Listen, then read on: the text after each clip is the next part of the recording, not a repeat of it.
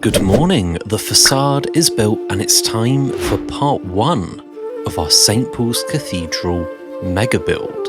Welcome back to MorningCraft. So I decided that my town needed a recreation of St. Paul's Cathedral, and so we built the facade and laid out the plans for the rest of the build. And as the morning sun shone down, it was time to get to work on these walls.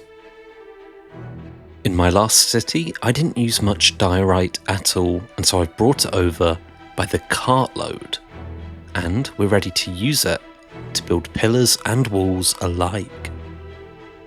This is my second cathedral build.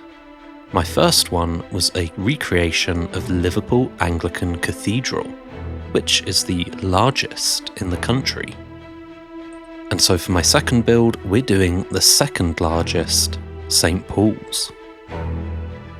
And you can see how amazingly large this is going to be.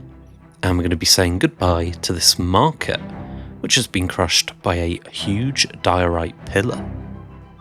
And the brewery that we have at the back of the cathedral is going to have to go as well. I will be moving these, but for now we're saying goodbye. In this first episode, we're going to do a bunch of the walls, and we're going to start on the foundation for the dome. In the second episode, we're going to be building the iconic St. Paul's dome, and in the third episode, we're going to be detailing this entire build. You can see that even though these walls are carving through the previous church, I'm going to be skipping out on all the windows and details that these are going to need. For now, I'm just laying down these huge walls as simply as possible, even if they carve through my cherry trees. Now, I hope you're ready for the best shot I've ever taken. Look at that. Look how the cathedral glows in the sun, and how good is it going to look when there's a spire reaching to the very top of that nerd pole. But here we have it. As night falls, the walls are completed, and we're ready to get to work on framing that very dome. This bone white build is a stark contrast to my colourful market, but it stands amazingly on top of this plateau. But before we can continue, let's go to a quick story segment, or if you just want to see the build, skip ahead. The Viking invaders continued to lurk in Enslake. These hostile invaders began to set up camps on the shoreline across from the Vale. Earl Stonehelm gathered a number of soldiers on the firm but unfortified walls. Fighting the terrible two on the water would be a mistake for sure. Without ships, the Earl and his men would be left swimming and exposed. We can't meet them in the water, but if they make land here, they will breach this wall across its length. If they do that, they will pillage and steal before we can catch them all. Hold for now. I know just who to ask for help. Okay, we're back, and you can see the plans for the dome marked in red, and you can see the yellow spire, which is going to mark the very height of this dome. There are some red semicircles on the edge of the building, which are going to be sort of archways, sort of like entranceways, or sort of bay windows. It varies depending on which wing of the building you're at. And hopefully soon I'll be able to visit this building in person and get some shots to really get the detail of the build down. But without further ado, let's get back on track with the completion of our dome's foundation. You can see we've got a diorite ring with an andesite ring on top. And from here, we're going to build the most amazing dome. And thankfully, I don't have to do any work on designing it, as Christopher Wren has already done that for me. I always find domes and circular buildings look a little bit pathetic in Minecraft, but I think this one's going to look pretty good at this scale. But our next problem is this roof section. It doesn't go back further than this until now. Now you can see on all four wings of the building, it leads all the way back to the foundation of the dome.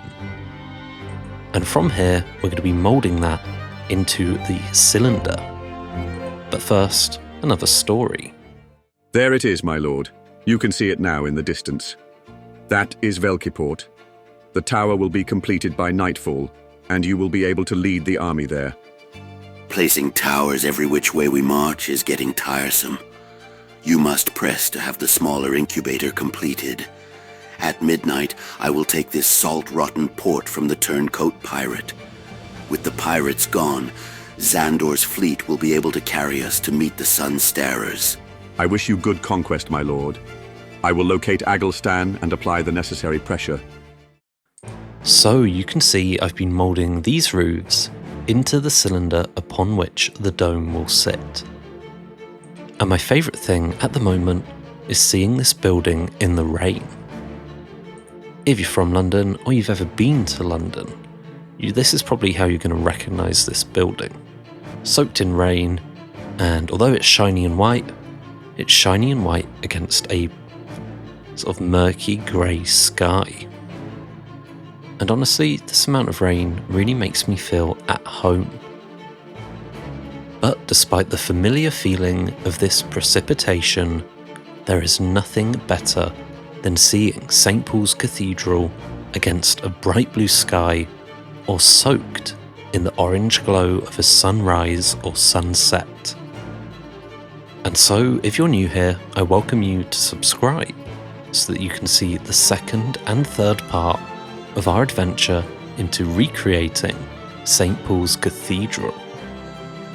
This has been part 1, part 2 will come out very soon and will be the creation of the dome and the semicircular extras, I guess, on the edges of the building. You can see one of them almost put in there. And then part 3 will come back around and detail the entire building with windows, ledges, drain pipes, and anything else we could need. And then at some point, I'll probably have to go to the building in real life and get a look around inside so we can recreate the interior. But until the next episode, I hope you have an amazing morning, and I hope you have an amazing day. I hope it's full of wonderful, wonderful things, and maybe some things that you didn't even expect to be wonderful, but they turn out brilliant anyway. So let me know in the comments down below if you've ever seen this building in person.